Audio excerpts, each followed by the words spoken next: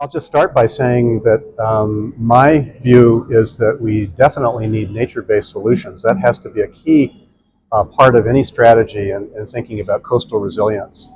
I do think that we have a lot of technological knowledge and new kinds of technologies that could help us in understanding how coastlines are changing and the biodiversity and the other um, attributes of coastal areas.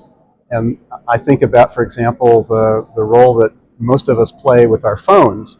There are technologies like iNaturalist that actually allow us to identify a plant that might be growing on the side of that dune, or an organism, a marine organism that we might see on the beach.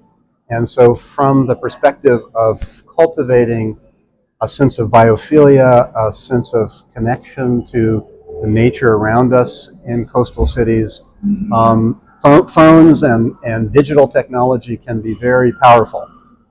Of course, with all the time we spend on our phones, some would say that they're a major distraction as well. So we have to sort of balance the negative and the positive impacts of that technology. Our strategies do have to be community driven, and I think that's a positive trend that we're seeing in many coastal communities, that we know that for a particular policy or program or initiative to be fully successful, it has to incorporate local residents, and we have to actually engage those communities as neighborhoods that will be affected by a particular strategy or proposal, and they'll be the ones who have to stand up at a public hearing and support it.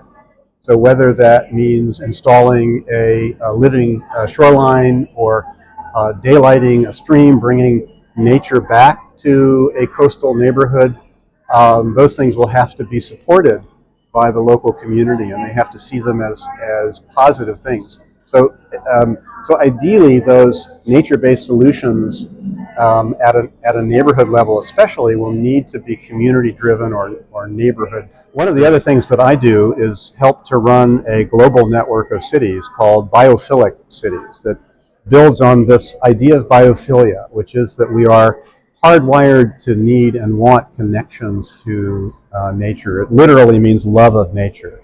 So we know that nature brings so many positive benefits to us, and we want to design neighborhoods and cities in ways that incorporate nature. We want actually to be immersed in nature, not just have a park or a few trees that we are able to walk to. We want to live in a city that is a forest, that is nature.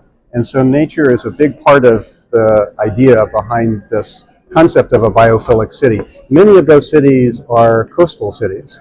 And so big part of the nature there is in the form of seeing water and shorelines and marine organisms. And if you live in New York, you might get a glimpse of actually the humpback whale or a dolphin. So much wonder and awe from that marine nature that really adds to the quality of living in our biophilic cities in our network.